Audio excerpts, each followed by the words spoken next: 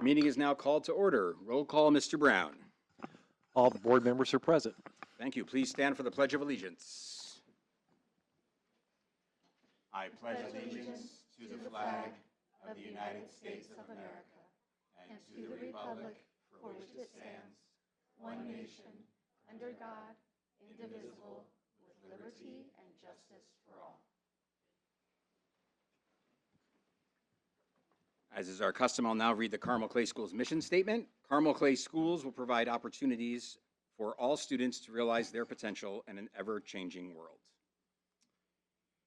Next, first on our agenda tonight are presentations. We will start with the Young Artists Awards. Mrs. Rice.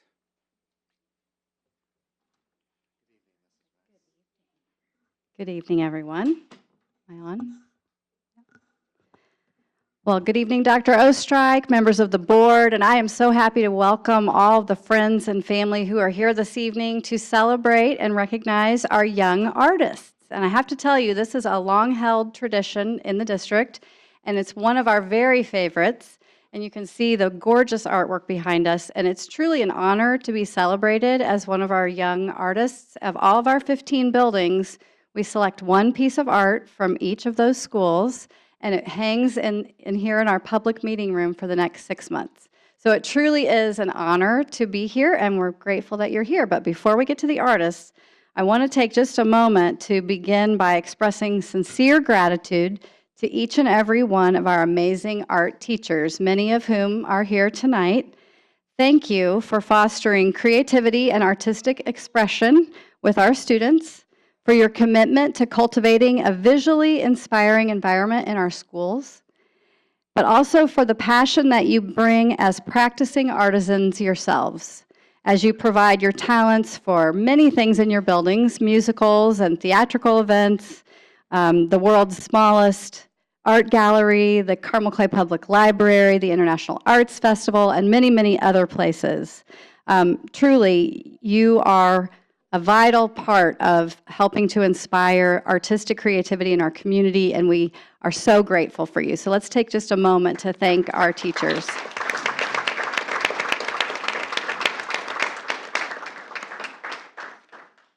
All right, so we will call each student up to the front, each young artist, and you'll come up and receive your certificate from Dr. Ostrike, and then we'll just ask you to wait up here in the front, and we'll get a picture over here by the artwork. And parents, I promise you'll have a chance when we name all the names to come up and take some photos. Okay. So our first student is Anisha Patel, a third grader from Carmel Elementary.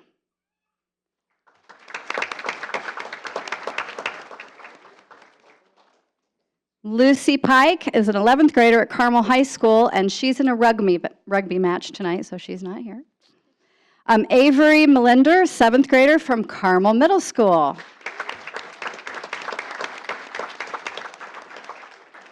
Isel Barath, a 2nd grader from Cherry Tree Elementary.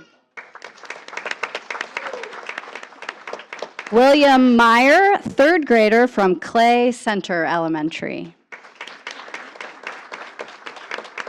Marcus Lord, an 8th grader from Clay Middle School. Elena Hahn, a 3rd grader from Collegewood Elementary. Haneen Gondal, 8th grade from Creekside Middle School.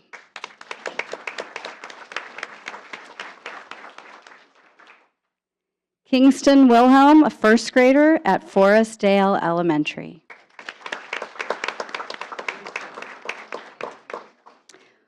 Juani Gutierrez, 1st grade from Mohawk Trails Elementary.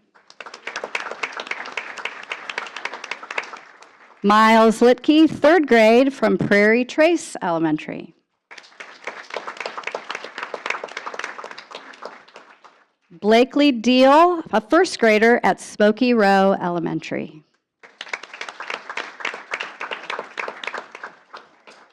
Hayes Lafferman, kindergartner at Town Meadow Elementary.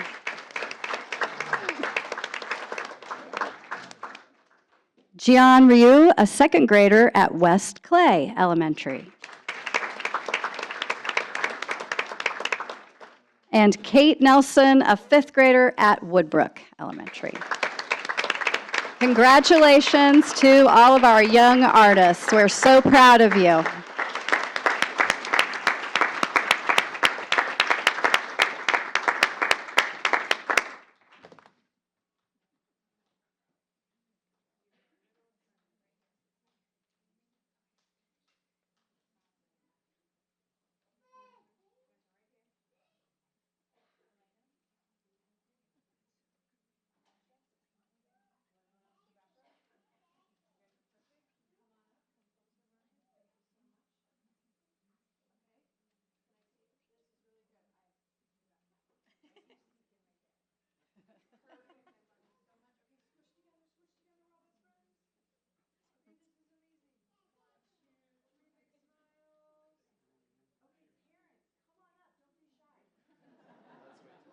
Get on up there.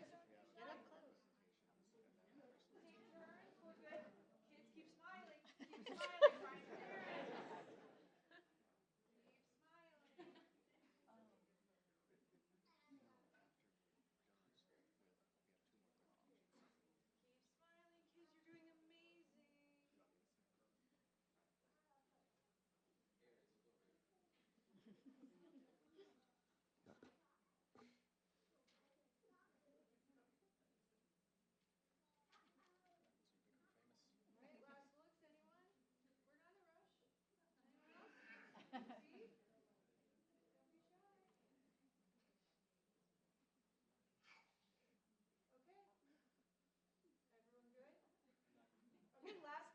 Let's give our young artists, yes.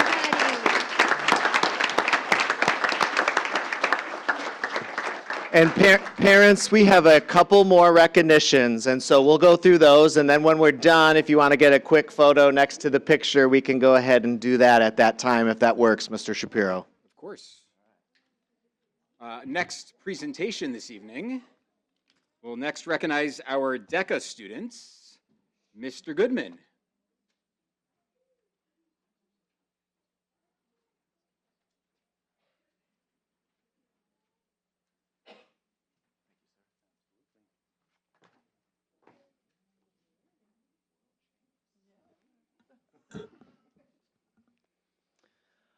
Good evening, members of the board and superintendents. I'm Jacob Goodman, and I'm here tonight to celebrate the incredible success of our Carmel DECA chapter. For those who aren't familiar, DECA is an organization that prepares emerging leaders and entrepreneurs for careers in marketing, finance, and management.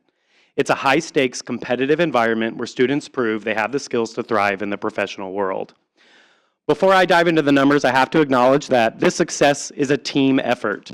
To the board and administration, thank you for championing our program.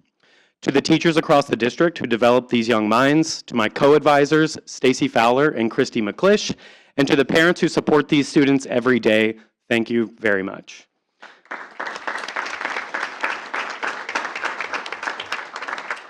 This year, Carmel DECA reached a membership of 450 students. Out of that group, 225 qualified for the state competition, and 87 traveled to Atlanta, Georgia 2 weeks ago to compete at the International Career Development Conference. Standing in the Mercedes-Benz Stadium among 26,000 competitors and attendees from around the world, our students succeeded at the highest levels. 38 students were honored on stage for their achievements. We had 21 finalists and 18 top 10 finishers, and most notably, 5 event entries earned DECA Glass, signifying top 3 placements in their events. Our DECA trophy winners represent the very best of what we do. Here are their results, and as I call your name, please come up. Atharv Sahu and Michael Wan, 3rd place, Virtual Business Challenge Fashion.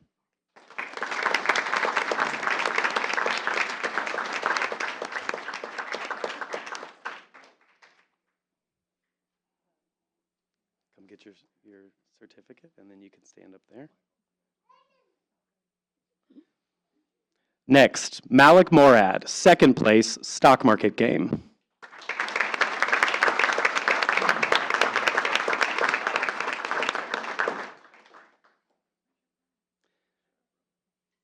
Sheldon Spence, 2nd place, Professional Selling.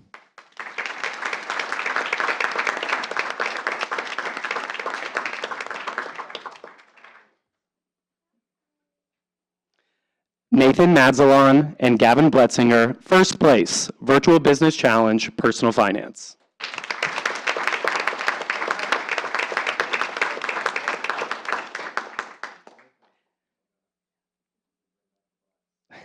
And Grant Moo, first place, Stock Market Game.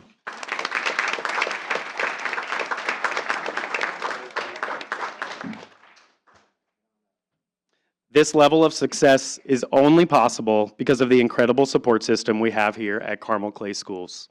Thank you for your time and for celebrating these students with us tonight. Let's give them one more round of applause.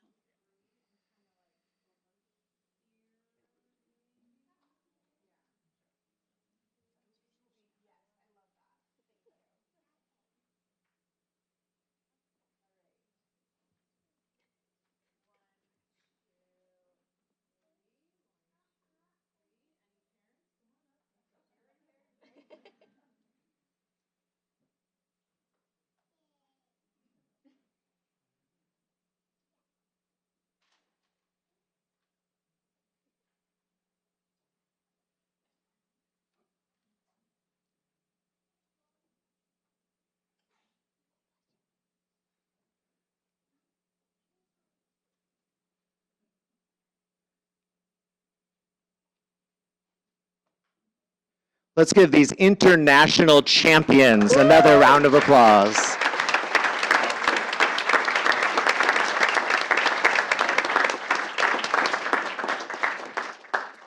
Great job, guys.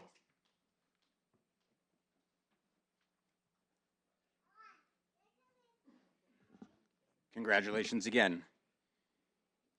Our next presentation this evening is for outstanding service. Dr. Ostrike. Good evening, President Shapiro, members of the board. Tonight, we have the privilege of recognizing Lieutenant Adam Miller from the Carmel Police Department for his outstanding service and partnership with Carmel Clay Schools. Lieutenant, if you'd please come forward. Let's give him a round of applause.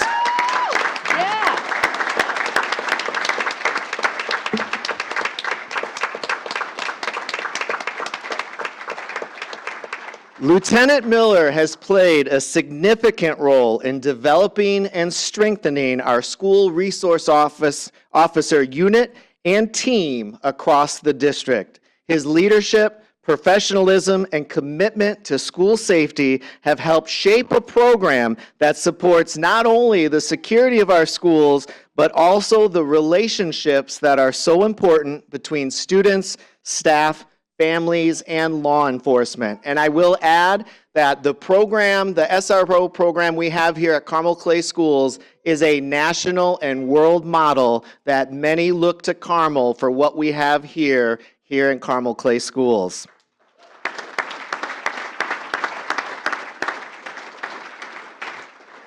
Over the years, Lieutenant Miller has been instrumental in hiring, training, and mentoring numerous school resource officers who serve throughout Carmel Clay Schools. His work has had a lasting impact on our district, and we are grateful for his care, his expertise, and dedication he has brought to this partnership. On behalf of the School Board of Trustees, our administrators, our staff, our students, and our families, we want to thank you, Lieutenant Miller, for your service to Carmel Clay Schools and the Carmel community. As you prepare for retirement in the near future, we wish you the very best in the next chapter. And knowing Lieutenant Miller, we are confident retirement will give him a little more time to do what every proud IU fan does best. Cheer on the Hoosiers, believe that this is your year in basketball, and remind everyone that those candy stripes never go out of style. So please join me in recognizing and thanking Lieutenant Adam Miller.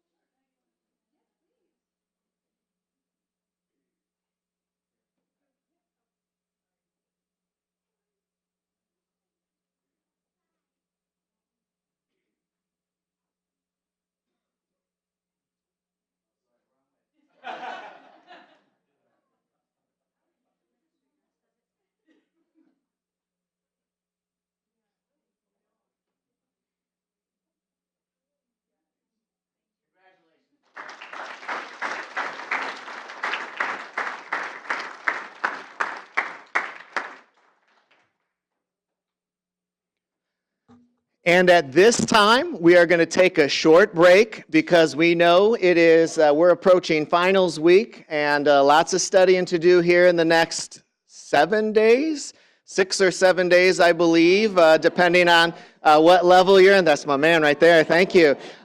So if those of you that are young artists, if you wanted to take a quick picture next to your photo, you may do that. We're going to take a short break. And otherwise, thank you again, and thank you for your support of Carmel Clay Schools.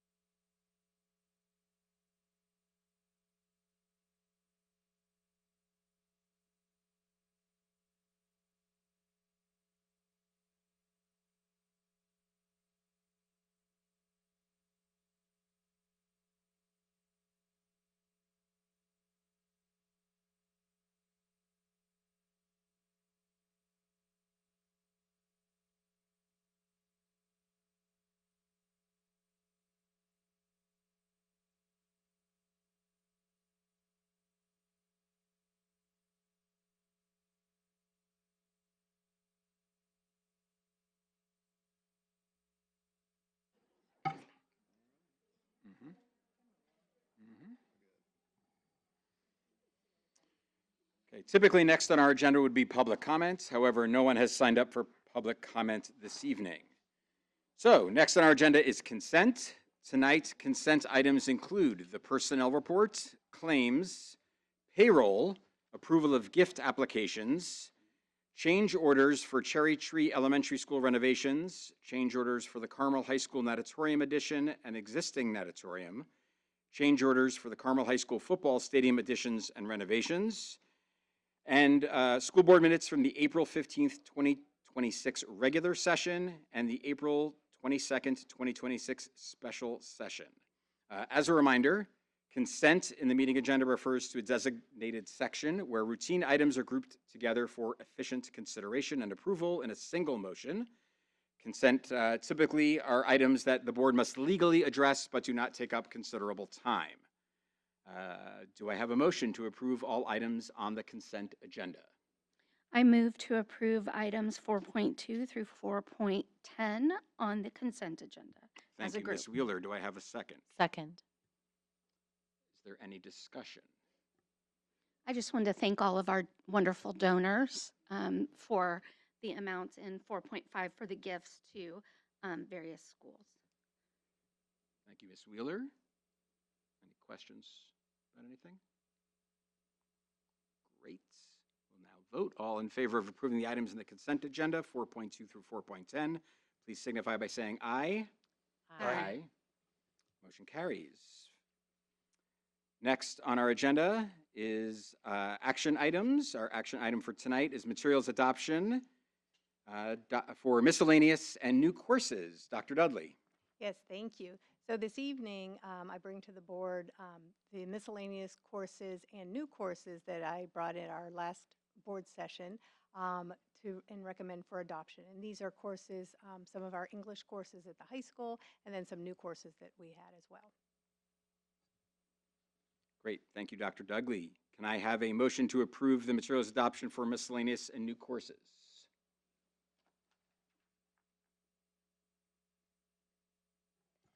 I move to approve the materials adoption for miscellaneous and new courses. Thank you, Mrs. Cashin. May I have a second? Second. Thank you, Ms. Wheeler. Is there any discussion? Okay, seeing none, we will now take a vote. All in favor, please signify by saying aye. Aye. Motion carries. Great. We are chugging along. Next on our agenda is our discussion item for this evening, the review of school funding options and referendum recommendation planning. Dr. Ostrike. Good evening once again, President Shapiro and members of the board.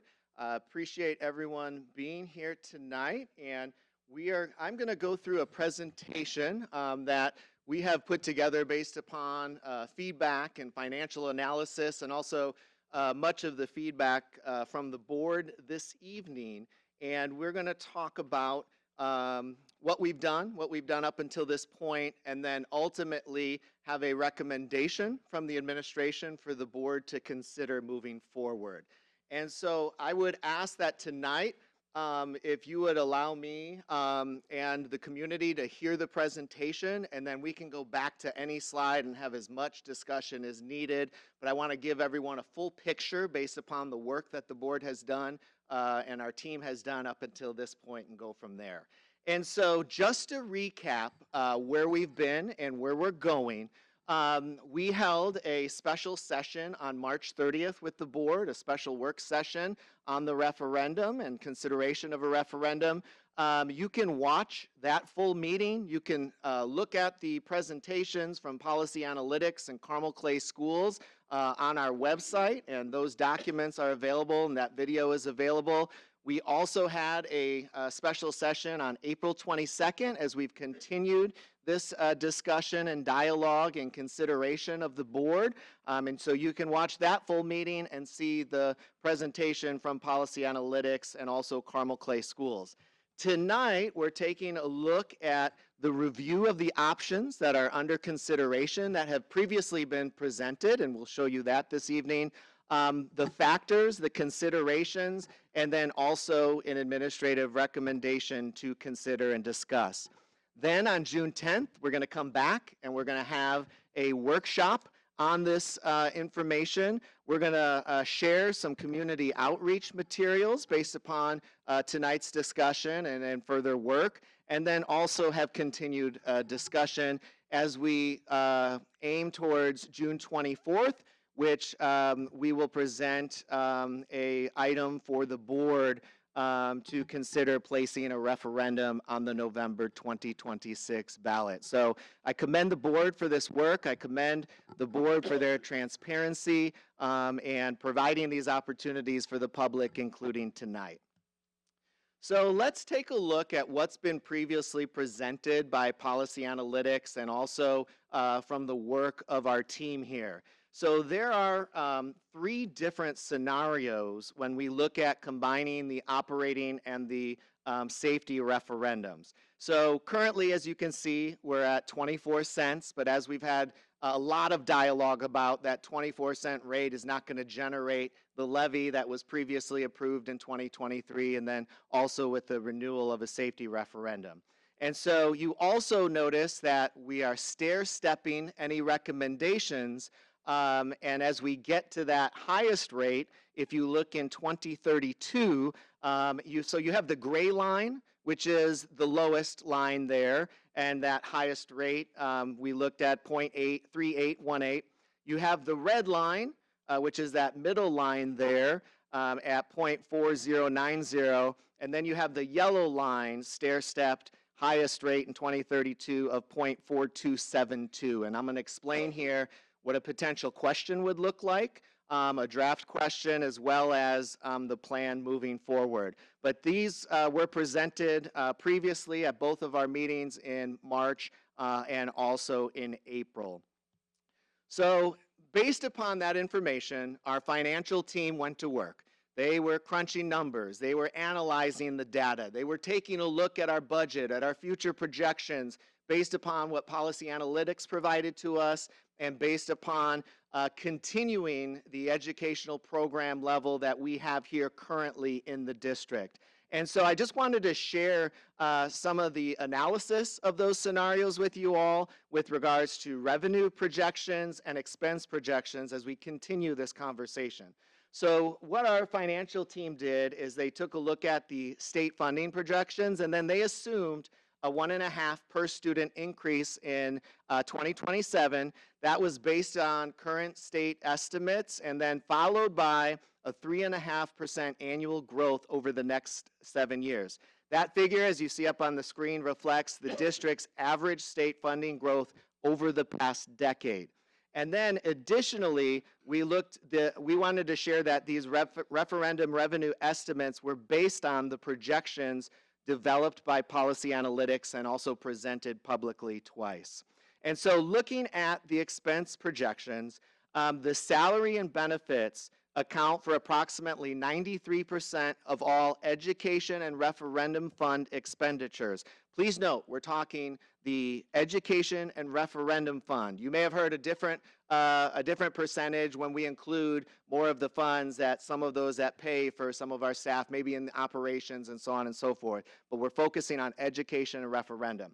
Additionally, the projections include and assume minimal salary increases. And so since 2019, the average increase has been at 2.86%. And for those of you that have been on the board, almost all of you for the last 2 years, you'll note that 2 years ago it was a 2% increase for our staff, and then this past year has been a 2% increase for our staff. So minimum salary increases, as you can see there. Also, purchase services and supplies and property account for 7% of those expenditures. And then costs were projected below historical averages to reflect the easing inflation trends and continued cost management efforts from Carmel Clay Schools, and we talked about those previously. So let's analyze the scenarios. So scenario number 1, the gray line, which was the lower line that you saw on the graph. So as our team analyzed the scenario 1, with that, we would still require reductions to staffing and student programs. Additionally, we project deficits that would range annually between $2 and $8.5 million if the board would decide to move forward on that gray line. And I'm gonna go back to those rates here in a moment. The red line, the middle line, allows for a balanced budget in 27 and 28. However, we would have reoccurring expense reductions that we would likely need to take a look at as early as 2029 with that middle line or the red line. And then scenario 3, the yellow line, I'm going to call that the gold line because we're blue and gold here in Carmel. That provides the best opportunity to maintain current staffing, programming, and student services to preserve Carmel's outstanding high academic performance and top rankings in the state and the nation. The yellow line, I'm going to say gold line moving forward, that gold line supports minimal salary adjustments, and also it allows for anticipated increase in district-supported healthcare costs, which that item has come up, I believe, in the last 2 times that we met and shared about those costs that are rising. And then the financial projections would still require careful, disciplined budgeting each year, and to note that the board has oversight on that budget process each and every year. The board also has oversight in when we stair step, and we're going to look at that in a moment, has oversight at not taking that full amount that we have to put on the ballot. So, our recommended rate for the board to consider is the gold line. So it is that recommended top rate or maximum rate, I should say, of 0.4274.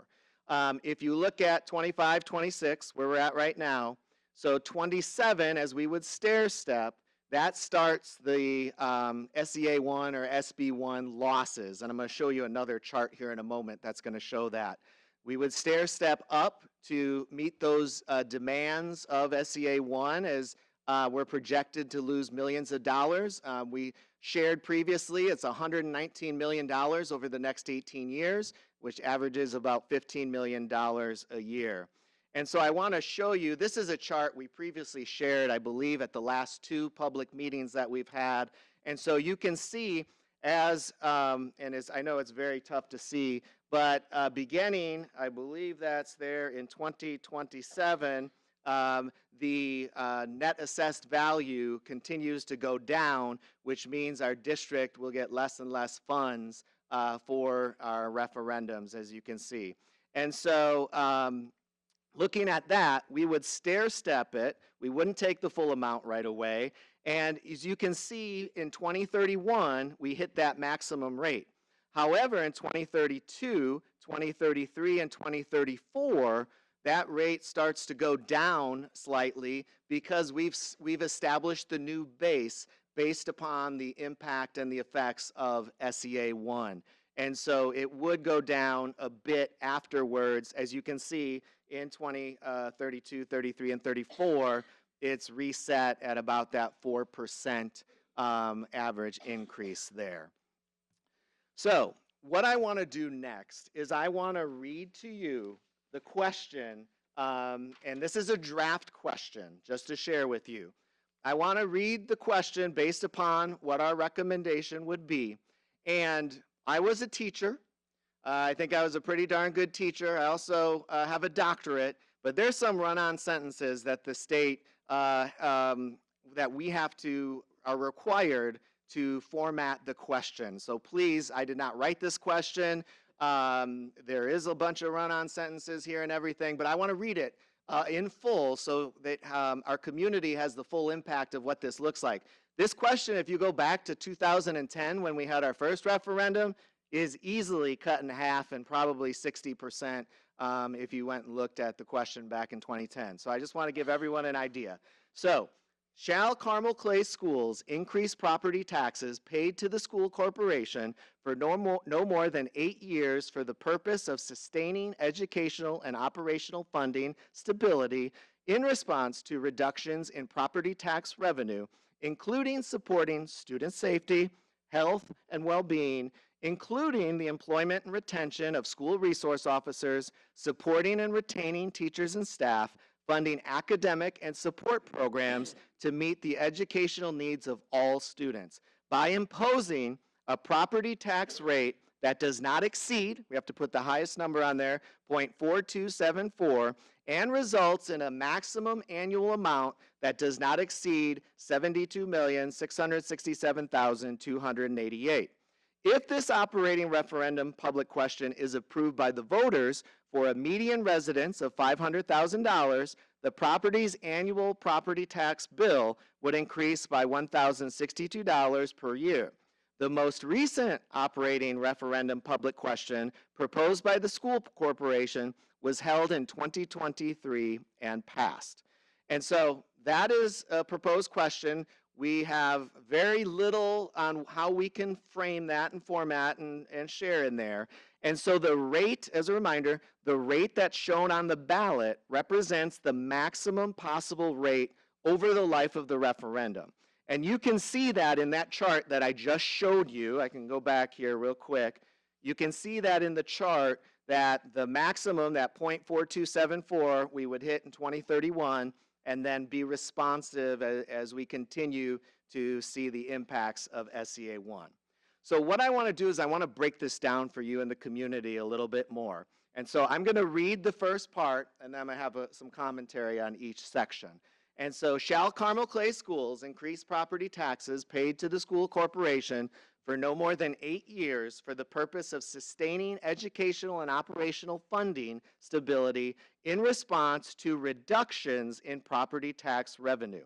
And so I want to comment that this combined approach is being proposed in response to recent changes in state tax laws that will significantly reduce school funding starting next year unless the referendum is approved. And so let's go and read this other section here. So, including supporting student safety, health, and well-being, including the employment and retention of school resource officers, supporting and retaining teachers and staff, funding academic and support programs, and meeting the educational needs of all students. So I want to comment on this section. It would also help us to support and retain teachers and staff during a time when statewide school funding is becoming more uncertain. So supporting strong educators and staff is essential, as you saw here tonight, is essential to preserving the quality of education students receive each and every day. Also, without this funding, the district would need to make significant staffing reductions, programs, and student services. The referendum is intended to preserve the educational opportunities and support systems currently available to our students and families. And so I want to highlight the last part, and I have a couple of comments on the last part as well. So, and this is the most confusing part. This whole question is confusing and doesn't speak to the fact of what we want to do to be responsive in giving our voters an opportunity to renew or take a look at what we did in 2023 so that we have funding to sustain the current level of educational programs. So by imposing, I'm going to read the question, or the last part of the question, by imposing a property tax rate that does not exceed 0.4274 and results in a maximum annual amount that does not exceed $72,667,288. If this operating referendum public question is approved by the voters for a median residence of $500,000, the property's annual property tax bill would increase by $1,062 per year. The most recent operating referendum public question proposed by the school corporation was held in 2023 and passed. And so the $1,062 is very misleading and will not occur. This figure is a required calculation based upon the assumption that there's no existing referendum. Our Carmel taxpayers have already approved a referendum 5 times since 2010. And so the 1,062 amount is also calculated using the highest possible tax rate in 2027 when assessed values are at their highest. In reality, we forecast a rate of 0.32 as you saw. And so for a median value home in Carmel, the referendum portion of the tax bill is estimated to increase by less than $143 in the first year. I want to repeat that because that's a far tail, a far number away from the $1,000 number. For a median valued home in Carmel, the referendum portion of the tax bill is estimated to increase by less than $143 in the first year. On top of that, after accounting for new state deductions and credits, the overall property tax bill for that same home is projected to decrease by approximately $263 per year. So increase by less than $143 and then decrease by approximately $263 per year. So this proposal continues the community's long-standing investment in its schools while combining prior referendum funding into a single question for our voters to consider. And so I wanted to take a moment to go over that because it is very, very complex. It's very confusing. If you're going into the voting booth for the first time reading that question, it's not telling the full story. So I wanted to add some context.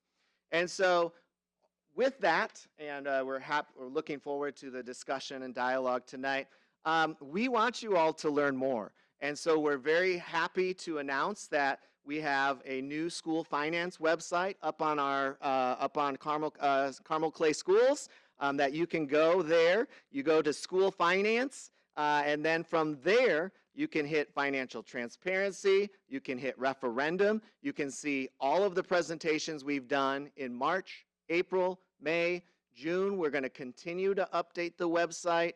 If you want to go and look at our most recent filings that we've had to do, state reports, those are on there. You can dig deep. But what we tried to do is find a balance to have very clear and concise information on the website, and then also have opportunities for those who want to dig deeper as well. And we're continuing this. This is a work in progress. But you can see budget information, referendum updates, audit reports. That's what I was getting at, Mr. McMichael. And then all of the monthly financial updates as well, and more. And so with that, we wanted to share what our recommendation is based upon the vast work that our financial team, our partners, financial partners, the board has been doing, our administration. We wanted to share that information with you this evening. And at this time, our team is here tonight. We also have Mrs. Amanda Kushar with us, Mr. McMichael, and we'd be happy to answer any questions that you may have. So thank you for giving me the opportunity tonight to go through the complete presentation, and we can go back and forth as many times as you need. So thank you very much. Thank you, Dr. Oestreich, for going through all that with us. And let's open it up for questions and discussion. Someone like to kick us off? Go right ahead, Mrs. Koke. Okay, I'm going to start. I really don't have any questions, but I feel like we've asked a lot of questions, and I think there'll probably be other questions. I just wanted to reiterate two things kind of that you had already talked about, that this is not an additional referendum on top of what is already there. This would be a replacement, so I wanted to make that really clear. This is not, the current one is 24 cents. This is not on top of that. This would replace that. That effectively would end, and then this would be a replacement for both the operating and the safety referendums. The operating is 19 cents and the safety is 5 cents currently. So consideration of combining them into one referendum that would replace both of those.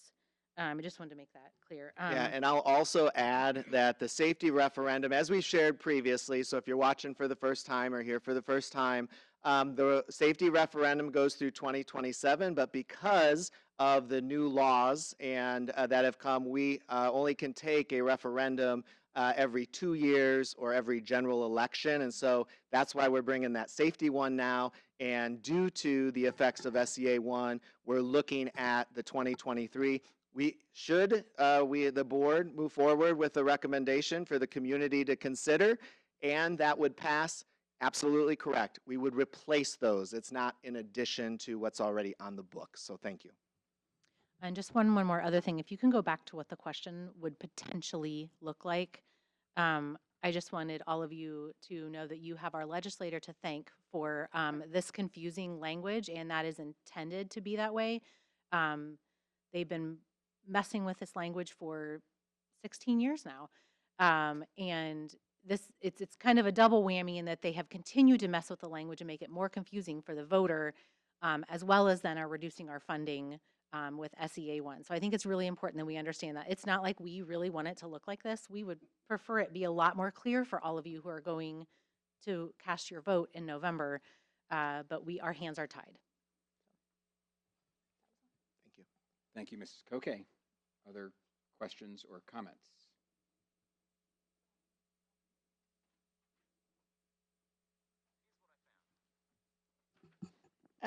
Ms. Wheeler? Yes, Mr. President, thank you. I just wanted to express, I hope others will as well, just kind of where my head is on the referendum personally.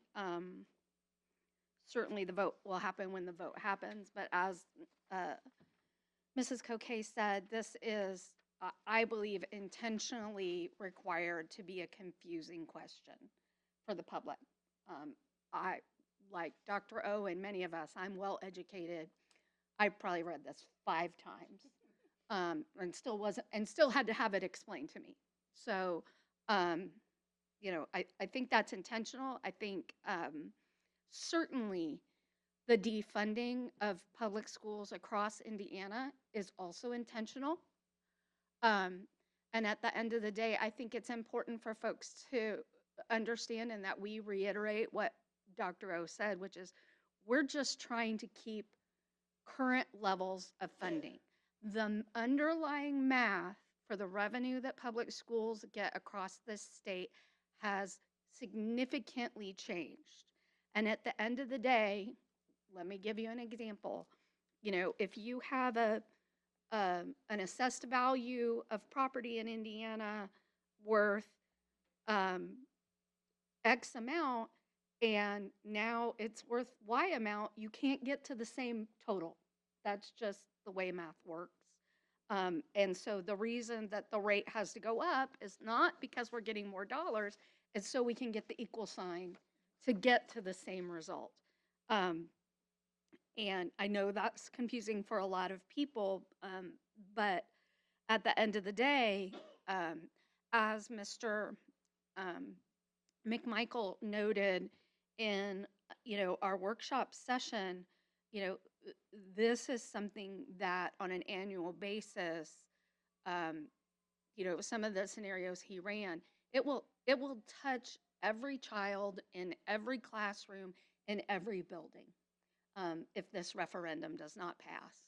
And it would require some very tough decisions. And so in my mind, number one, I support taking the question to our community so that our community can do what they've done before, which is decide how much revenue they think is appropriate for us to have, and in this case, to provide essentially the same level of services. So I am inclined to agree with our administrator's recommendation because, frankly, the other 2 lower amounts still require us to make significant cuts in the future. And finally, I wanted to say, number one, right now, today, we are not getting, I'll say it again, the amount of revenue that our community, 70% and more than 50%, 60% of our community approved in the existing referendums, we're not getting that money because the underlying math changed. So we are not getting the revenue that they said we should have today. And the bleeding will only get worse. And then finally, we get asked, why can't you just cut costs? Number one, come to the schools with me and tell me what you want to cut would be my first reaction. Everybody wants somebody else's kid in somebody else's classroom to get cut when we start talking about cutting things. They don't want to cut the things that are important to them. And I think we do an amazing job with what we have. And I just want to reiterate that, we have separate funds that legally cannot be commingled, and we could never improve another building. We could never build another building. We could never renovate another building.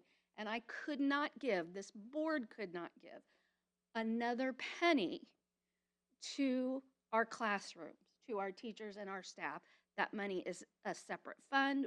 We cannot use it for the purposes that we're talking about, and we cannot use it to stop the bleeding that we're seeing in the operating fund and the referendum fund. So that's my speech. Thank you. Thank you, Ms. Wheeler. Mrs. Cashin. Well, I mean, Chris did an excellent job summarizing, and I won't get on my soapbox about legislators, but I will say pay attention during a budget legislative session, especially that will be arriving in January. But I did want to reiterate that I also very much support bringing this to the community for a vote. One of the reasons most of us moved here was because of the excellent school systems. I'm pretty sure all of us moved here for the excellent school systems at one point in time. And I do think Carmel Clay Schools gives our community so much pride. And that's why we have seen the referendum pass by lovely margins every time we've brought this, because our schools are part of our identity. I also very much support combining them into one. I know I had a lot of questions about that up front because I just wanted to understand it, and our SROs were like my heart, that I was very worried about them. I see you, Officer Gossett, appreciate you. So I very much wanted to get that on record too, that I do think that's an excellent recommendation, that I support bringing this forward. And I also kind of want to take a moment to pop the Carmel bubble. I know our assessed values have gone up, and I know our taxes have gone up, but I spent some time looking at the 65 school districts in the country that outrank us out of almost 11,000, so we are still in that 0.5%, and almost all of them have a higher tax bill for a similar priced house than we do. So this isn't our tax bills necessarily going crazy in a relative stance. They have historically, just with what home prices have done since COVID, and SEA 1 is going to reduce that by tremendous amounts. So as Chris said, this is not us trying to do a new natatorium, because one, we cannot do that with this money. This is to secure that 93% of these funds going to teachers. I love that the recommendation includes, let's call it status quo, because our status quo is excellence. This isn't us trying to bring in new programs. This isn't trying to fund new initiatives. It is trying to keep our schools on the same path that they've been, so that, as Dr. O said just recently, the Greyhounds of tomorrow have the same experience of the Greyhounds as yesterday. So I do employ and really beg the community to get involved, understand what this means for us, and what it looks like if this were not to pass.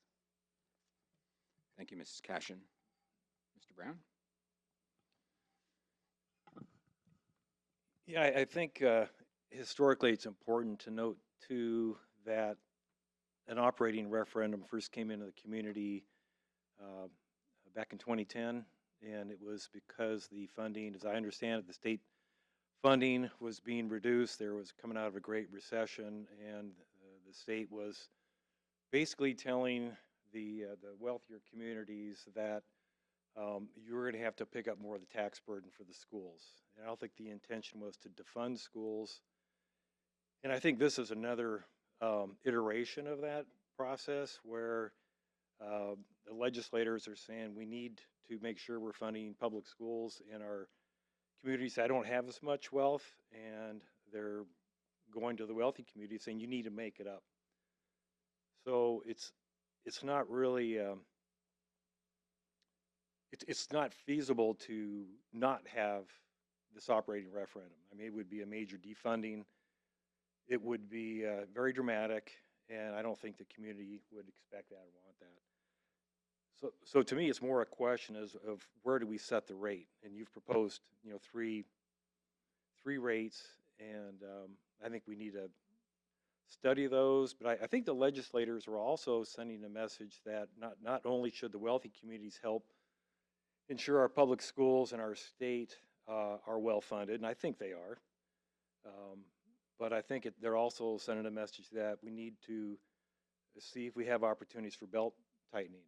And I think that we've had some discussions, and we're going to embark on that to work with the administration and just have a look and see if there's some opportunities where we can wisely pull back. And if there is something, we should take advantage of it. If not, then at least we can say we looked at it. So, but I think it's important to understand that we have to have this property tax to fill the gap of where we would normally expect a district to be. We are well-funded per student. We know that, comparing even to local districts. It's a close number, but they're all going through this. It's not unique to Carmel. And it's just, to me, it's more a matter of where do we set the rate. And also, as we approve budgets over the next several years, it is misleading in there. It sounds like a typical or a median property tax amount will increase by 1,062. That is misleading. The first year, we've had some charts that's up there. I don't remember the number exactly, but I think you said 143 or something. It's a lower number and it scales up over time, but it's the first year is not that much impact. Again, I think it's important that we can't rely on that wording for a voter to come in and make a decision. I think voters are going to have to see a lot more information and perspective than what they see there. But certainly, I'm convinced that we need to have we need to update our operating referendum that's in place. And the question is, where do we set the rate?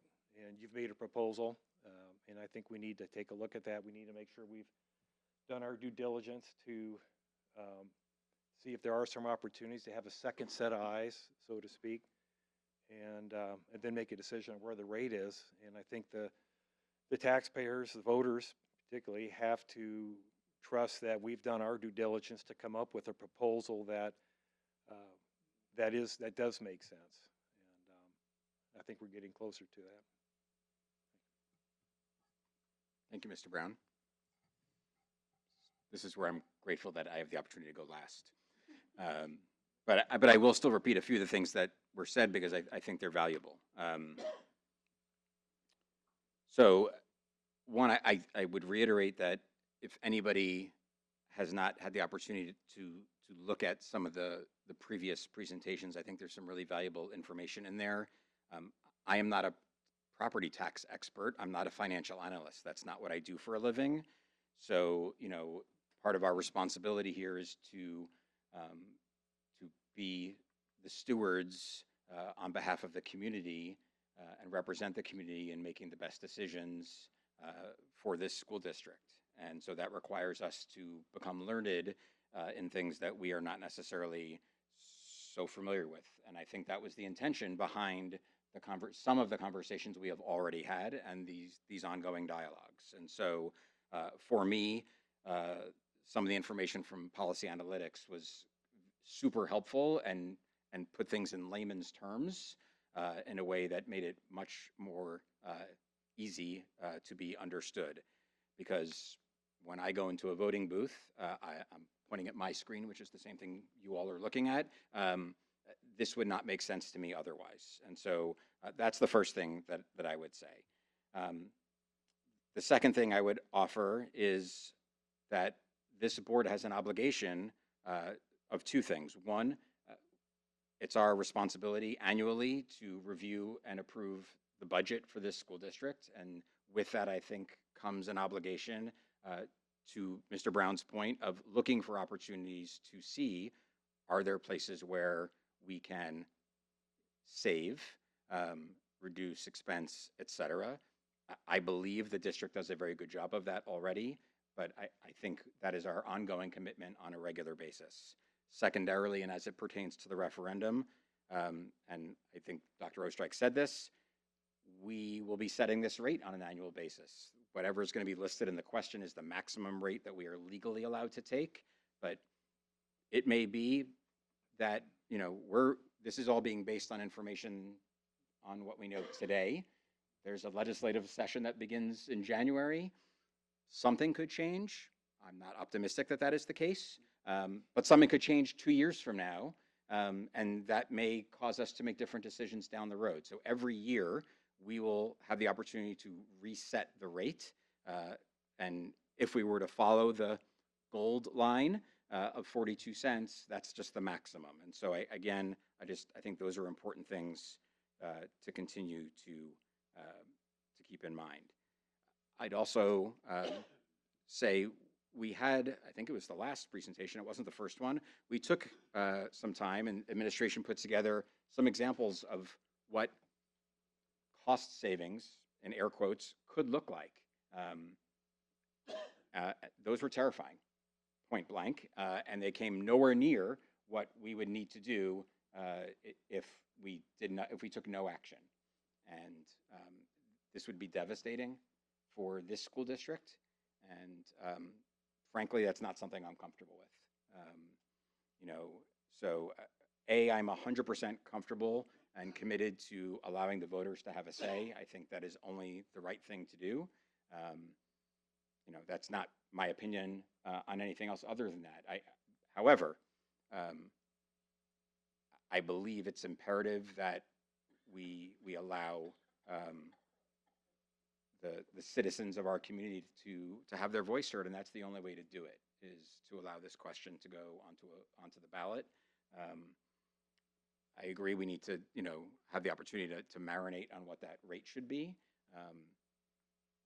But I made a very intentional decision nearly 15 years ago about where to live and where to send my child to school. And because there were people who lived here before I did who decided that there should be an operating referendum to establish a certain level of educational excellence here, my child has benefited from that. And the bottom line is my child's not going to be in the school system when this referendum goes into effect. And I still think it is something that every child that follows my child should have that opportunity. It is the benefit of this community. The schools are an economic engine for this community. It is it's a bastion of pride for the city of Carmel that our schools are excellent. And we saw an example of it tonight, and I think almost every single board meeting that we sit here, we see reasons why families choose to live in Carmel, why most of us chose to live here, and I personally feel an obligation to help pay that forward. And I don't want to be part of a reason or part of the board that has to sit here and figure out what we have to cut. That's not something I'm comfortable with. And so, I am certainly comfortable saying that I believe, we need to move forward with something.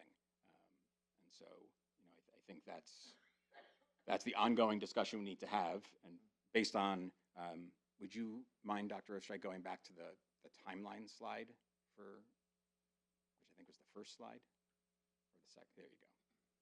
So based on this, a next step, right, would be at that June 10th meeting, there would be further discussion. I would imagine some of that discussion would include talking a little bit more about the rate, but also it looks like talking about some community outreach. Again, based on all of the conversation and comments we've all made, there seems to be some consensus around the language here being super confusing.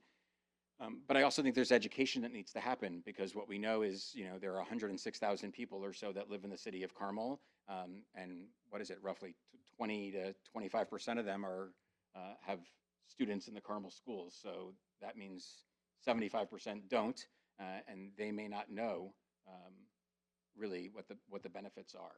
And so there's a lot of education that needs to happen with the community as to what referendums support and what they don't. This is an ongoing dialogue many of us have with members of the community, a la the natatorium comments earlier, where people think that, we're building things and therefore we should just use that money to pay for teachers or SROs or things like that. And so, I think there's a lot of community outreach that will need to occur by the district. And, my opinion is the board needs to be helpful with that as well. Part of our responsibility is to champion the work of the district. So, yeah, Mrs. Cashin. I do have a quick question on that question, if you want to go back to that I was just thinking of. And the ballot question, Yes. please. Thank you. Keep going to the ballot question. There you go. And I know we've had a lot of background conversation around this, and we are restricted to essentially the meaty middle being legislative requirements. Because we are in a situation where we're not looking at renewing a referendum, we're looking at replacing it. could we explore an opportunity to putting something on the end of the question that would point out that this would replace that one? Because right now, we're just looking into that. You can't do that either? Well, Steve's here. Yeah, we can take a look at that. We'll work with our referendum consultant on that piece. So within a purpose, we may be able to, but we'll be happy to take a look at that. Yep. So. Because right now, it does sound like it would be adding on to, and I know the state legislator, as Ms. Gouguet pointed out, did that to us, but anywhere we could to at least have on that ballot to reinforce that this is a replacement of. And Dr. O, I'm sorry, may I ask a follow-up question? Thank you. Dr. O, could you talk about what the purpose is versus the question itself? Because as I understood your answer, we can't change the question, which was my understanding to add that, but there's a purpose piece.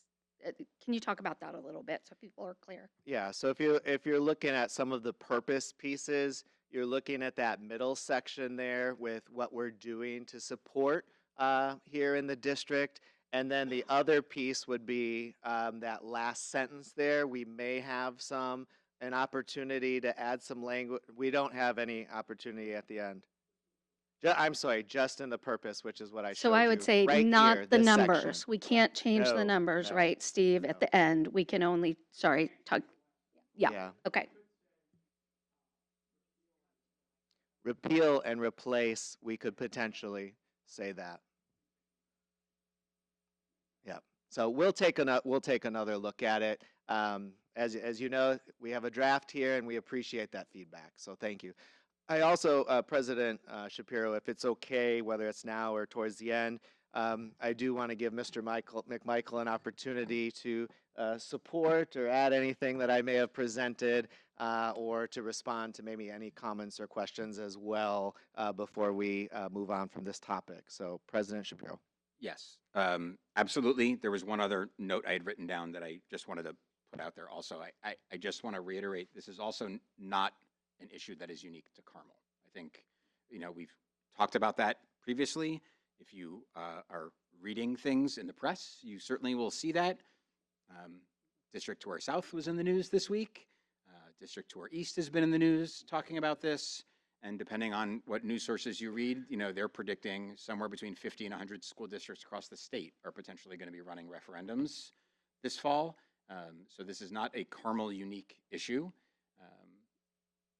However, the community of Carmel has a track record for 15 plus years of supporting our district through referenda. And so, I think that speaks volumes to the value that this community puts on high quality education.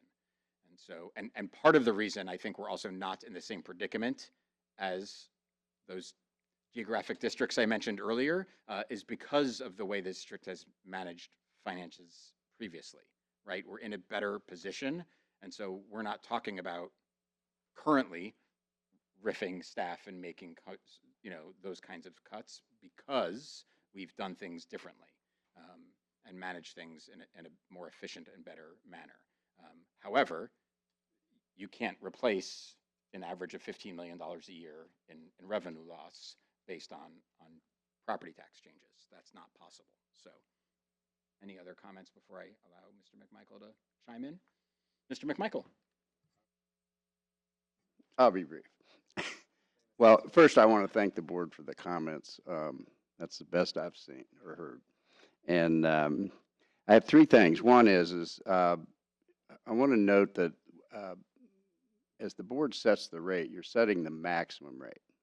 So the amount of money that it raises in those three scenarios, you could raise half that much. But you can't raise more than that maximum rate. Is my point. So you could choose any one of those scenarios or come up with your own, and then the rate, as long as it's less than the maximum, not more. You can't go more, but you can certainly go less. And as been noted a couple times, the board has that opportunity every year. Not only this board, but this is for 8 years.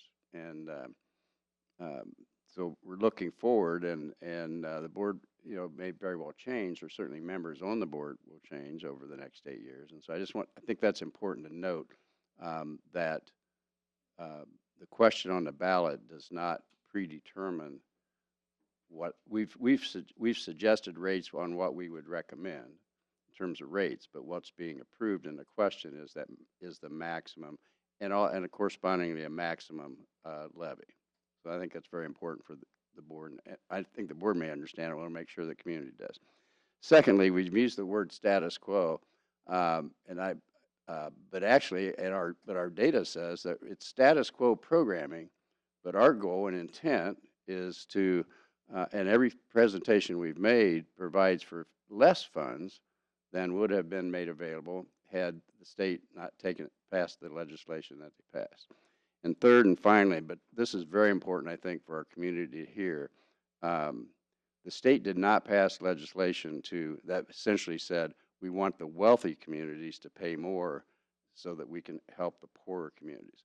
It's actually the opposite. That's exactly what was in place for years prior to 2010, which I thought was a pretty good program, when property tax and state taxes, sales and income tax, supported public education. And the way they did that was and the state said in Indiana, said the state will be the equalizer for the very thing that was suggested, and that is children ought to have an equal opportunity. And so prior to 2010, if a 10-cent tax rate raised 30% of the funding formula, or I'm sorry, 70% of the funding formula, the state would make up the other 30%. And if it was a less wealthy community, and we're talking about property tax wealth, by the way, not necessarily income, then it was equal rate. So if the 10 cents raised 30% of the money, then the state paid the 70%. In 2010, the state of Indiana said, we're going to fund education at the state level. And as was noted, I believe, by Mr. Brown, that's about the time the 100-year recession hit. And you can imagine what happens with sales and income tax when you have a recession.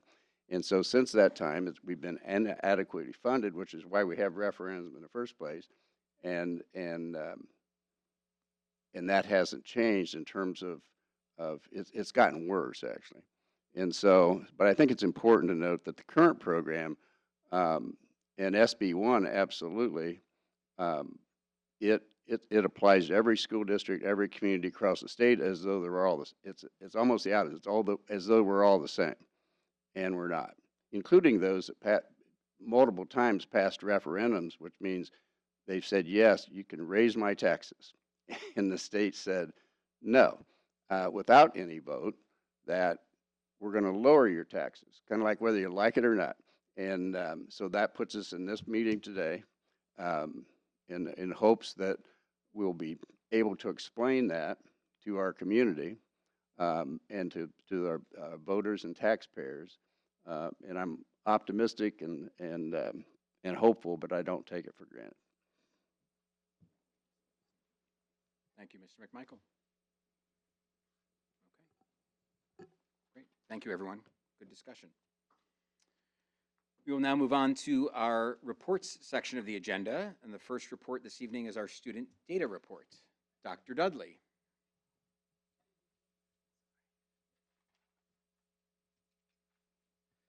I just knocked Dr. Dudley off the presentation mode there, so give us a second, but she's pretty quick on the draw, so. Okay. We're set. Well, good evening. So tonight's report provides an overview of our multilingual learning programs and the students that we serve, the supports in place, and this year's growth data. And the goal is to both show the scope of the work and also the progress our students are making. And as you may notice, education is really good at using a lot of acronyms. Like, for example, sometimes Carmel High School is referred to as CHS. When we're talking about students learning English in school, those acronyms are quadrupled. So what I'd like to do tonight, as I'm going through the presentation, is I'd like to challenge you to listen and look for the acronyms, because sometimes these acronyms in the research, in the way we talk about them, sometimes they're used interchangeably, but they actually mean slightly different things. So I want you to be listening and looking for those acronyms, and then at the end we'll have a quiz to see how many you find. And then we can clarify any of those acronyms that you might have.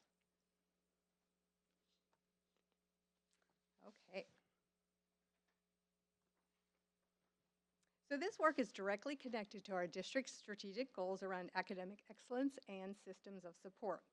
Our MLL services are not separate from our district priorities. They're a key part of how we eliminate achievement gaps and ensure access to high-quality instruction for every one of our students. Our MLL work aligns especially well with our district focus on individualized support, student-centered services, and responsive programming across all schools. For our multilingual learners, this means targeted language support, strong instructional systems, and coordinated services that help students succeed academically, socially, and independently. And one measure for academic achievement for multilingual learners is WIDA. And the WIDA data helps us to monitor our English language development while also keeping student access to grade level learning at the center. And throughout this presentation, I will explain more about what WIDA means in detail. So let's just start with our multilingual learners. So our district currently serves 1,383 multilingual learners, and we have 1,120 multilingual learners that the students have a language proficiency level of a 1.0 to a 4.9. And the reason I point this out is we serve our students, we provide those supports for students that have the language proficiency level between a 1 and a 4.9. And the way we get that language proficiency level is any student that comes to us that speaks a language other than English must fill out a home language survey. And if that home language survey, they say they speak any other language, then we do need to assess them on a screening tool, which is a WIDA screening tool. If they score between a 1.0 to a 4.9, they qualify for services. If they score a 5 or above, then they do not qualify for services. But they are still considered our multilanguage students. They just don't receive those services. Or we also have students that they came to us, they did qualify for services, and they exited out of those services. So that's where, when we're talking about the numbers, and when we get into the data of the WIDA scores, I'll explain even further why that number is even less. So we do have 1,120 students that receive those services. In our district, we have 108 different languages spoken, and the top 3 other than English are Spanish, Mandarin, and Arabic. So you can see that this reflects both the diversity of our district and the importance of strong systems to meet a wide range of language needs for our students.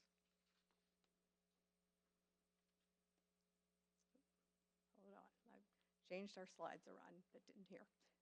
So WIDA, so let's talk about WIDA first. So WIDA is a framework that Indiana uses to guide English language development standards and annual assessments for our multilingual learners. The access for ELL's assessment gives us a consistent way to measure students' English proficiency and determine needed supports. And this ensures that the instruction is aligned to the student's language and developmental needs.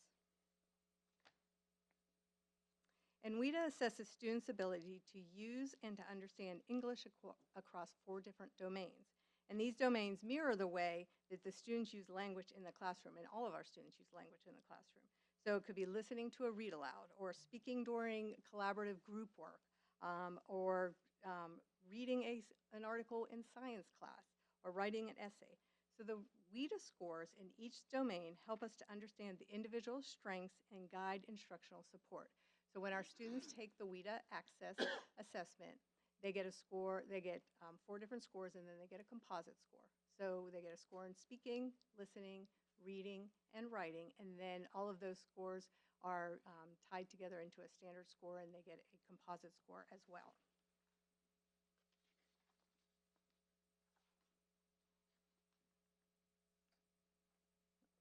Let me go back here.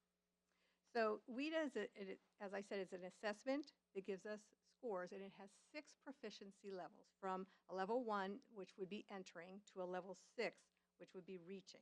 And these levels describe the developmental path students follow as they acquire English. So movement through these levels may take multiple years, especially at the upper levels where the academic language becomes much more complex. And so most of our students progress through a level every 1 to 2 years. And in Indiana, once the student receives a composite score of a 5.0, then they are exited from receiving those services. And so how do we meet the needs of our English language learners? So our district uses multiple service delivery models because no one single approach will meet the needs for all of every single one of our multilingual learners. So the first model we have is our English as a Second Language, or ESL. And ESL provides a direct instruction in how English works: grammar, sentence structure, speaking, listening, reading, writing, and academic vocabulary. So students are receiving services that directly support learning to speak, read, and write English. And so at the elementary level, how this looks is, and at our middle school level, the students receive small group intervention work that is in addition to the core curriculum, or the Tier 1 curriculum that they're receiving. They receive this in small group intervention time. At the high school, our students receive this work through our E&L courses. And so this model is essential to building that foundational language development. We also have content-based English language development courses, and so the content-based ELD helps students develop English while learning grade-level content. So support is delivered in general education classrooms through shared planning, push-in support, and co-teaching between classroom teachers and our MLL staff. And this model is important because it keeps our multilingual learners connected to Tier 1 instruction alongside peers. So when our English learners come to us, they need to not only learn English, but they also need to learn the content. And when we get into the high school, then they also need to earn credits in order to graduate. And so it becomes even more intense there. But we do that for the majority of our students in that English language development. So how are we making sure that we are providing that instruction for our students in that Tier 1 or in those core classrooms in English, and they're learning the English at the same time? And so that is a big part of the work that we do, and we have excellent general education teachers along with our ML certified teachers as well that pair together to look at how do we provide that for each of our individual students. And then another model that we offer is our sheltered English instruction. And the sheltered English instruction provides core content in English, but in a way that's adjusted to the student's current proficiency level. And we have two different models of this. We have one that the students are receiving these services in middle school and in high school, and the courses are ML students only. So our ML students have the opportunity to take algebra, and it's a very small class with just ML students. And these are usually our level 1s and 2 ML students. We also offer other sections of sheltered courses where it's ML students with typical peers as well. However, we're making sure that we are designing the instruction specific to their ML levels. And so these would be more of our level 3 and our level 4 ML students. So in the middle school, we also started a new program where the students are receiving language arts, which is they're receiving the same language arts instruction that all of our other middle school students are receiving, but it is just a course designed just for our ML students. And so this allows the teacher to be able to really fine-tune those lessons based on their level of proficiency. So, and then the fourth model that we have is our heritage language. And heritage language courses help students to strengthen their home language while continuing to build their English. And the research really supports the idea that a strong literacy in the student's first language can also strengthen the literacy development in English. And in our district, we offer, at the high school, we offer Spanish heritage courses and Arabic heritage courses. And so the students continue to build their knowledge of their first language, and then that also ties over into them learning English at a much deeper level. And so together, these models allow us to match the services to the student's proficiency, their grade span, and their instructional setting. So let's look at our district growth data now. And so here we have, when we're looking at our students with our MLL levels of 1 to 4.9, we're looking at a group of students that's 841 students. And the reason that is much lower than the 1,120 students we talked about that we're servicing is because we're comparing last year's WIDA scores to this year's WIDA scores. So if they were with us last year and we have a WIDA score for them and they continue to be with us and we have a WIDA score for them, we're comparing those students together. So what this number doesn't include is any student that might have moved from our district. This number doesn't include our kindergarten students because we only have one WIDA score for those students. We only have this year's WIDA score. And then any of our students that had a WIDA score last year but then tested out and got a level of a 5 or higher in that program. So that's where the number may differ. So we had 841 students with the levels 1 to 4.9 that was reflected in this growth data. And out of those students, 829 made growth, or 99% made growth, and 691 met their growth target, or 82%. So when they do get a WIDA score, they get a projected growth target with the WIDA scores. And we look at not only do we want them to make growth, but we want them to make considerable growth. We want them to meet that growth target that they're making. And so that's where we have 82% of our students are meeting their growth target. So when we look at the elementary results, they're especially strong. So we have 443 of the 445 students made growth. So 99% of our students made growth. And 375 of these students met their growth target, or 84%. Our second grade posted the highest target attainment at 91%, while the fifth graders was at a much lower at 69%.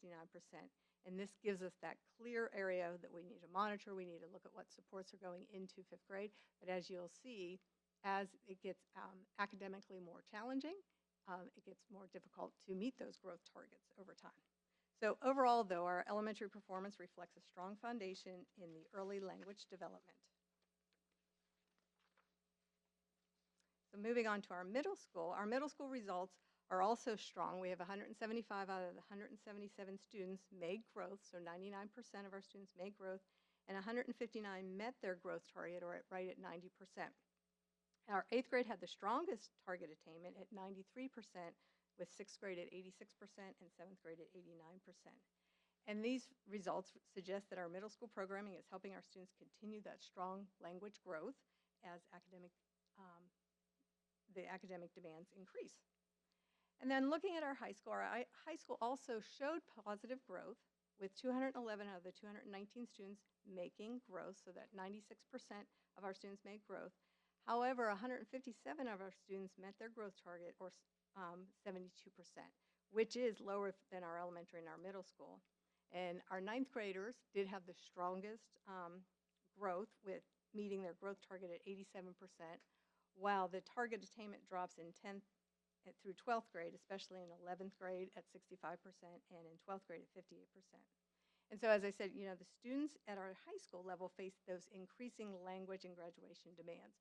So as you're thinking about the academic language, if you're coming in as a 10th grader and you speak no English at all, and then you're expected to, focus on English 10, and you're expected to focus on our chemistry and learning all of that academic language, that is at a very high level. And so it is much more difficult to meet those demands. But one of the things, as we looked at how can we increase those supports at the high school, one of the things we did was last year we included those shelter classes that were for our ML students only, our level 1s and 2s students, and we developed those classes in algebra, in English 9, in world history, as well as biology. And so the students had a very small class. They had a teacher, like a biology teacher that's a certified biology teacher, but we are also providing ongoing professional development for the teachers and in lesson design, and also making sure that the strategies they're putting together in their instruction is directly aligned to the students' level of English proficiency. And that programming is actually called the SIOP method, and that's another ongoing professional development that we provide for our teachers that are teaching these courses. We also are expanding that to provide it for more of our content area teachers as well, especially the ones that have the sheltered, where we have both our English learners as well as our typical peers in the courses. And then we look at the students that exited. So we also want to look at how many students obtained that proficiency level at a level 5 or above.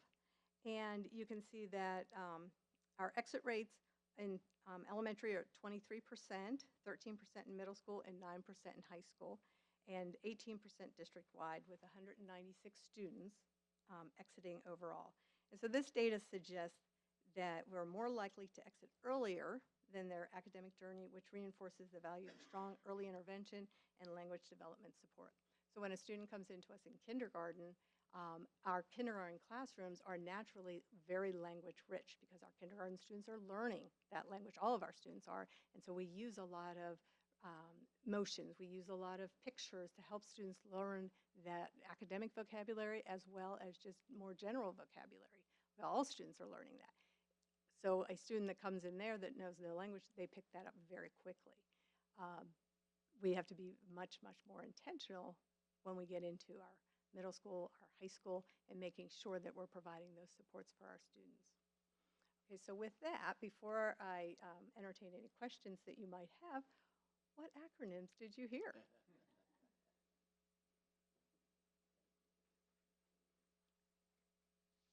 Or see? You want to hear my whole list? Yes. There was only one I didn't know. And what do they mean? Oh, okay. This is, okay, I might not get an A, and I'm very upset. Okay. Okay, MLL, multilanguage learner. ILP, It's actually multilingual learning. lingual learner.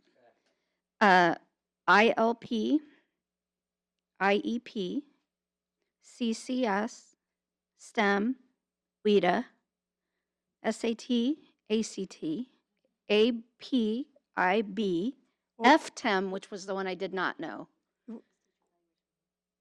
Focused teacher evaluation model. ELL, ELD, which I had twice, and ENL. I think that was 14 or 15. And you added some in that I don't think. Yeah, we've if been they talking were on about. the screen, I put them in Yeah. because I didn't know what the rubric for evaluation was. So which ones did you not know out of all this? Just the FTEM? FTEM. Yeah, that's the focused teacher evaluation model. Other ones? Oh, I didn't take notes like that. I took other notes. Take it seriously when Dr. Dudley Well, And, I well- took notes on the content. I wasn't playing You could do competition. both. I know how competitive you are, though, Ms. Wheeler. And one of the things, so ESL, ENL, a lot of times are interchanged. ESL stands for English as Second Language. ENL is English as a New Language.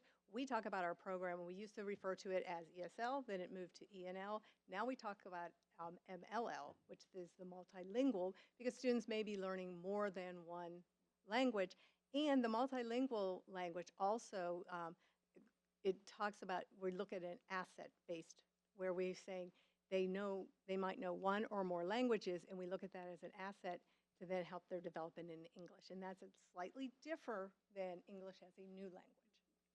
And so those ones are always interchanged. And then we have our ELL, which is our English language learner. We refer to them now as our multilingual learner. I mean, the alphabet soup continues to change, especially when we're talking about services that are provided, and when we're looking at the research, the state changes that. Like, for example, at the high school, the courses that they take that are specific to learning English, we refer to them as ENL, not MLL. So yeah, it does always change in that alphabet soup. So what questions might you have? Questions or comments for Dr. Dudley? Amazingly challenging, and I think great results given the differentiation of instruction that's necessary for that many different grade levels and languages. I'm just wondering if you've looked at all at how our data compares to Indiana or nationally. I don't know if that's even published, But how do you feel like we're doing as a district overall compared to districts that face similar issues? So as we look at our data compares, we overachieve compared to other districts. Now, one caveat I want to put on, these are our scores as far as they met their learning target from last year. But just as the state changes our iLearn every single year, and they changed it again from last year to this year, and that's why we will not receive iLearn scores until the fall, because they have to do standard setting. The WIDA norms are also changing. And so they have to recalculate, these are the scores our students received, but then they need to recalculate them on their updated norms. And WIDA is normed throughout the whole country. WIDA, the access test is actually, access is assessing comprehension and communication in English state to state. So it is what everybody all of the states that use WIDA, then all of their data goes into those norms. And so they're reassessing those norms, and then their growth targets are then developed based on those norms. So again, yeah, so we can't compare what yet for 2026 scores yet, but we will be able to. But in the past, our scores, we have very much just like we have doing iLearn, our scores very much outproduce our other counterparts that have very similar demographics as we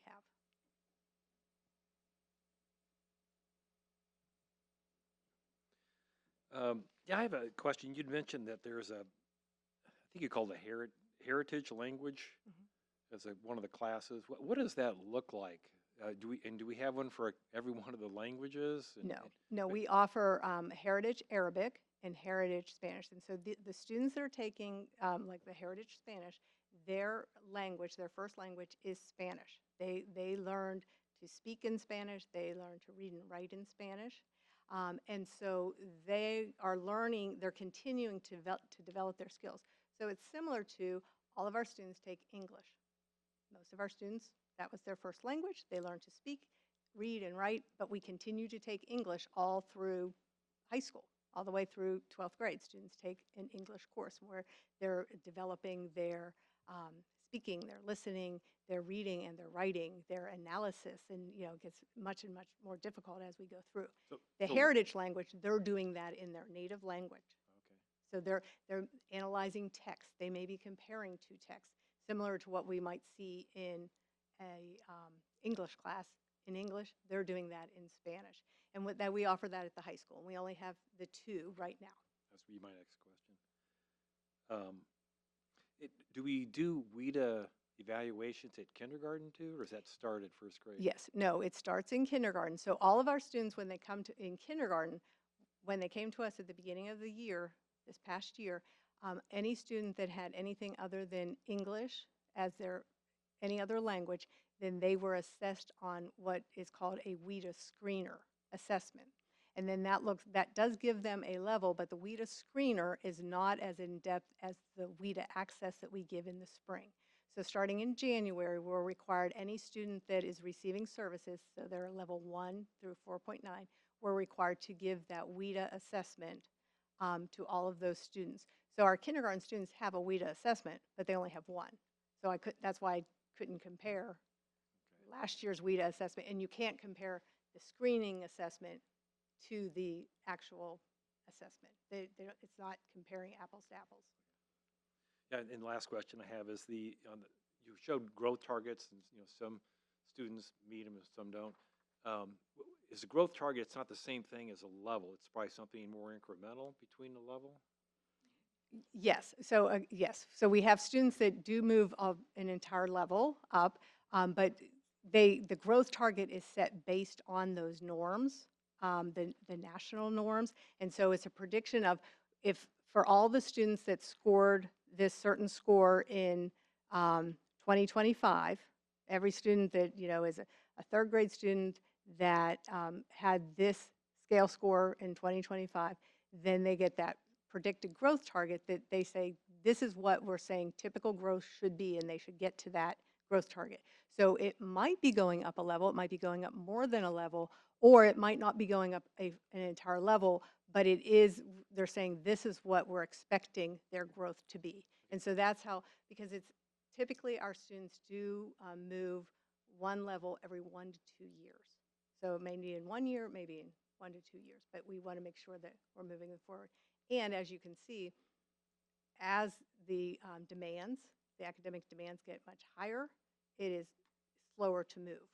Like we have many kindergartners that came in this year, and then they exited the program after they took the WIDA access.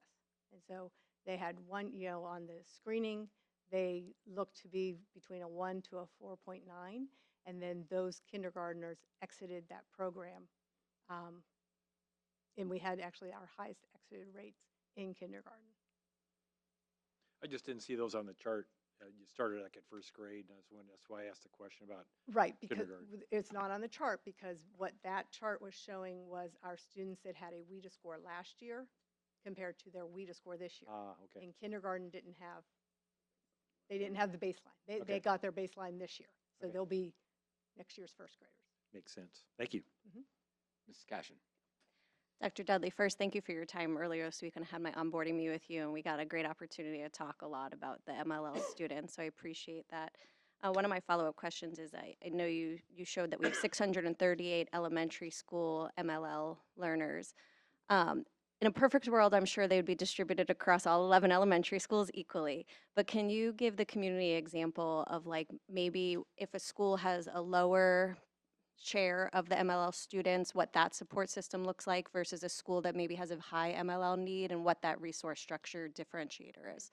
So at all of our schools, we have at least one MLL teacher that is specific to directly work with our ML students, directly work with the classroom teachers to do that planning, that co-teaching. So every one of our schools has at least one.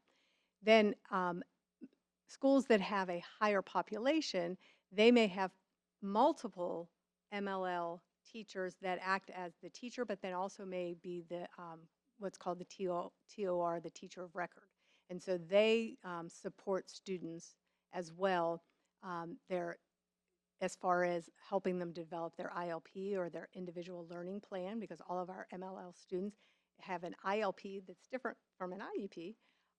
But they develop that to say, these are the strategies, these are the accommodations that the students need to be successful, and it's very individualized for the students. So that they may have multiple teachers of record, that they're all certified. All of our ML teachers they all have their ML certification, which is a certification the teachers need to get throughout. And several years ago, we were able to use grant money to support teachers receiving that certification, because it is 15 additional credits.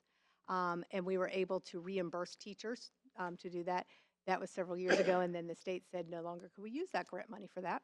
But it was nice that we got a bulk of our teachers, and we could then pay for them to do their continuing education.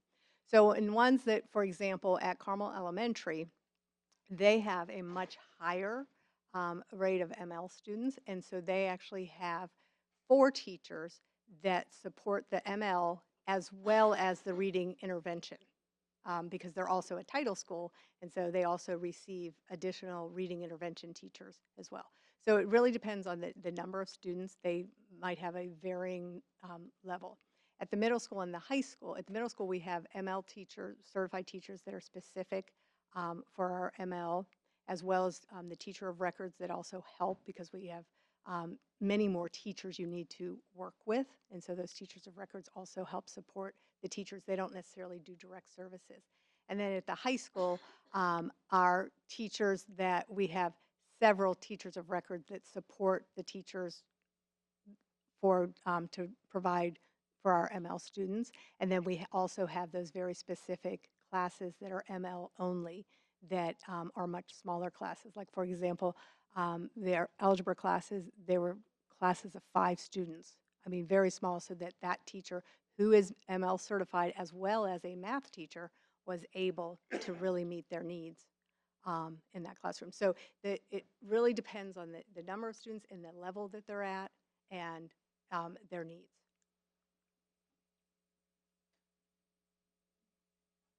Great. Thank you, Dr. Dudley. Okay, thank you. Appreciate it. Next report on our agenda is our monthly financial report with Ms. Kushar.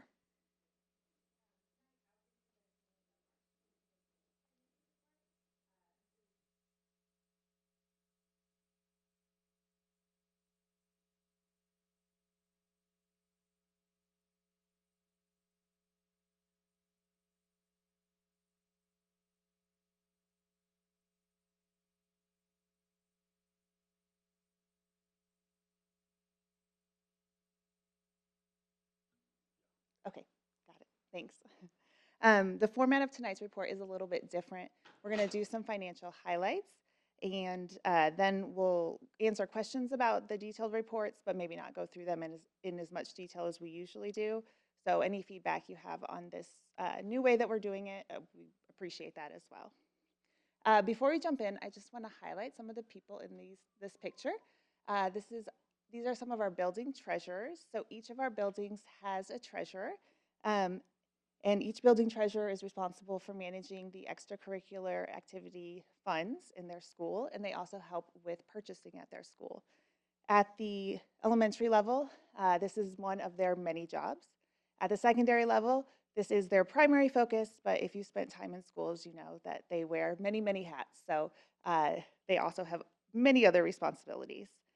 You can imagine with all of the clubs and activities that we have that this is a pretty big job. At the high school alone, there are 149 ECA funds that they're managing. So it's a big job, and we appreciate them, and they really partner with us towards our strategic plan goal of managing financial resources with transparency and efficiency.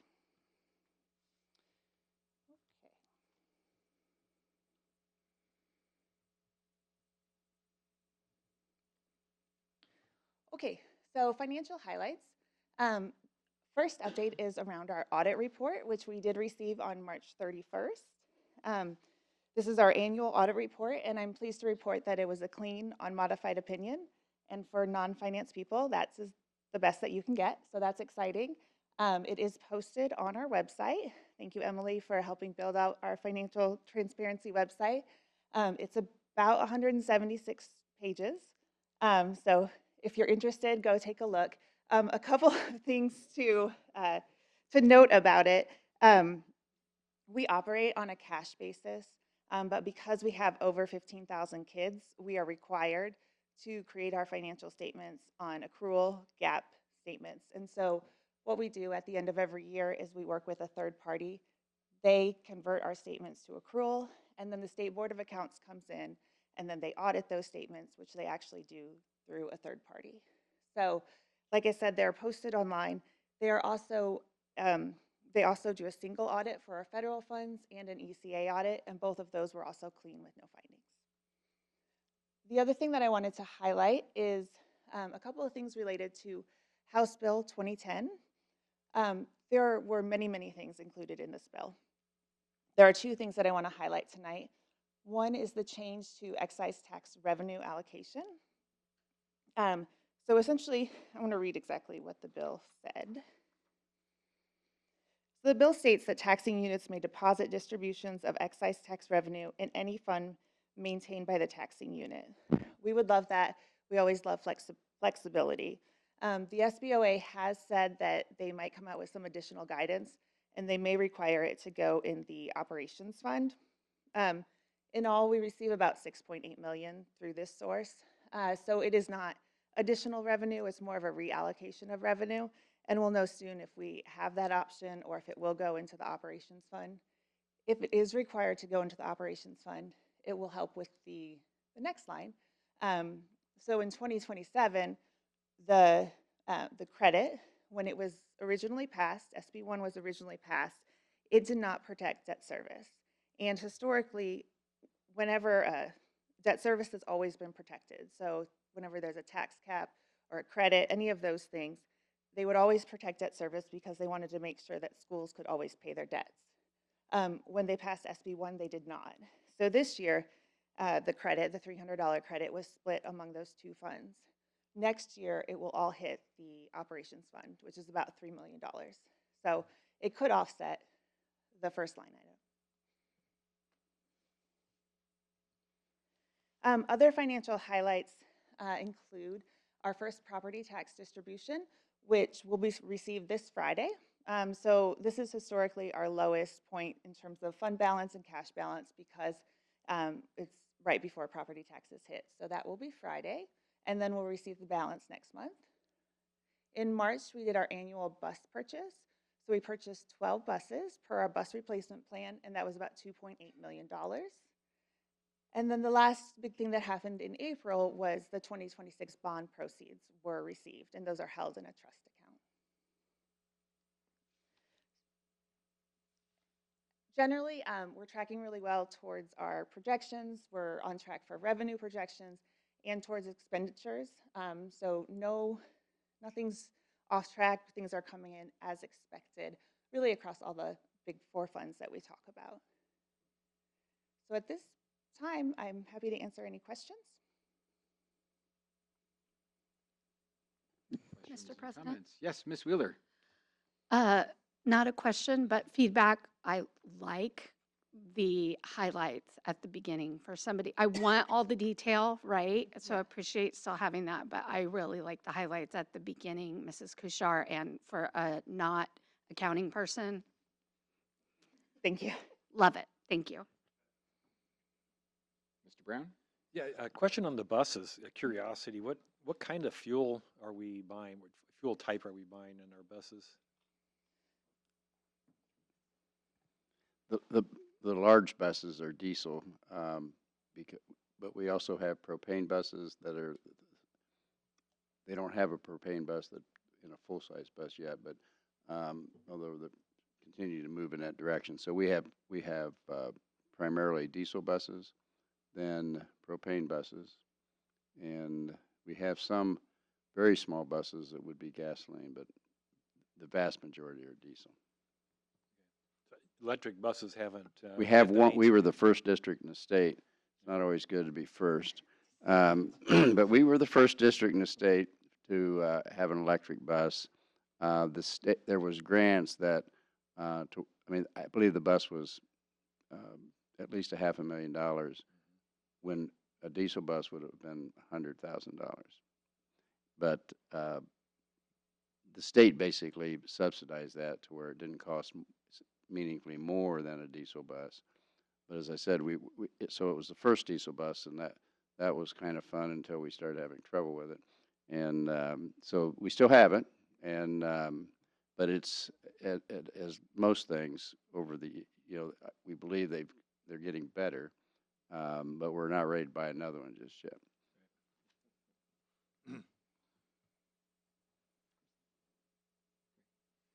I would concur with Ms. Wheeler. I appreciate the highlights. I like looking through the financials. However, I appreciate having something different that sort of gives us some broad strokes highlights at the beginning, because not everyone likes to look through financial statements, but I do. But just because, looking at year over year and just looking for trends, that's the sort of thing. I'm not studying these. And if I want to, if I have trouble sleeping tonight, I will pull up the audit report because that will help. But it's good to know the audits are clean.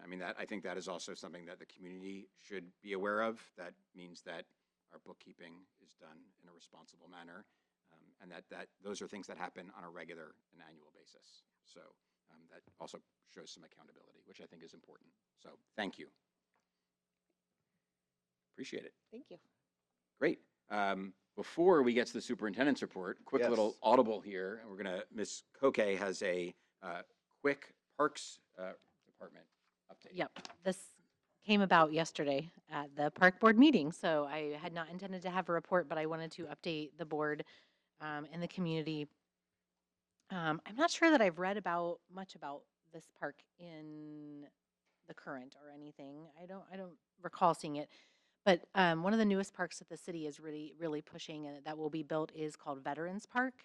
And the reason that I'm talking about this at a school board meeting is because this will be built directly to the west of Carmel Middle School, kind of butting up to the Carmel Middle School property, and just to the north of Odin Woods, which is on the property of Carmel Middle School. And it's a really cool design. It's looking really great. And at our next meeting on June 10th, the Carmel Clay Parks and Recreation Director Michael Klitzing will actually be here to give us a presentation on what the park will look like potentially, and then talking about exactly where it'll be located, and we'll have a chance to answer or ask him any questions. Great.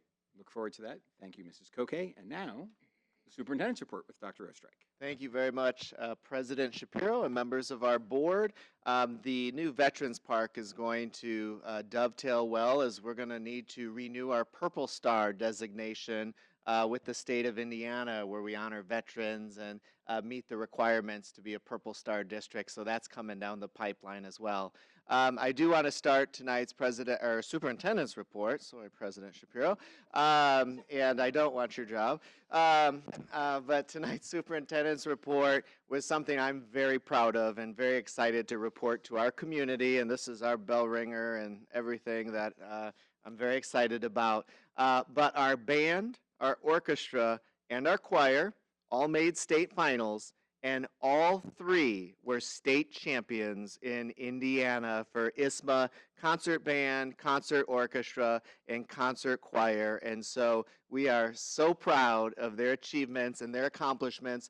This is the first time in school history that this has happened, where our band, orchestra, and choir all won a state title in the same year. So as everyone watching knows, we are extremely proud of our performing arts here with Carmel Clay Schools, and I could not be more thrilled for our students, for our directors, for our families who put in countless hours. You know, we know about the marching band, and we know the hours they put in, and they're headed to the Rose Bowl coming up and all of that. But for our concert choir and orchestra and band to achieve this ultimate level of being a state champion, I just could not say more about their dedication and their work and their performances. I went to orchestra, and if you closed your eyes, you felt like you were at a professional symphony. I went to band, and they are playing the most complex, competitive pieces that most college bands would be jealous of, the way they performed. And then choir, I was stuck on 465 because there was an accident, and I sat at Michigan Road, so I missed the choir. But they performed so well, and so I'm just pleased with all of our performing arts in the district, and especially at Carmel High School. So congratulations to our students, our directors, and our families. I also want to share that, this weekend is our spring musical, Anything Goes. So I'll be there on Friday night, looking forward to that. If you have a chance to attend our spring musical, you would think you're at a professional performance as well. They do just such a fantastic job. And then I want to close tonight by sharing that I'm looking forward to graduation next Friday at the Indiana Fairgrounds. And so I want to wish our seniors the best as they enter the workforce, enlist into our armed forces, or enroll and head on out to college. We are very proud of our Greyhounds, and we look forward to graduation. So thank you for a great evening, a great board meeting, and I'll turn it back over to President Shapiro. Thank you, Dr. Ostrike. Just a few announcements. May 22nd, in addition to being graduation for the class of 2026, is also the last day of school for students across the district. May 25th, all CCS offices are closed in observance of the Memorial Day holiday. Wednesday, June 10th, will be our school board workshop session for June. On June 18th, all CCS offices are closed for the Juneteenth holiday. And Wednesday, June 24th, will be our school board regular session for the month of June. May I have a motion to adjourn? I move to adjourn. May I have a second? Second. Okay, we are adjourned at 7:59.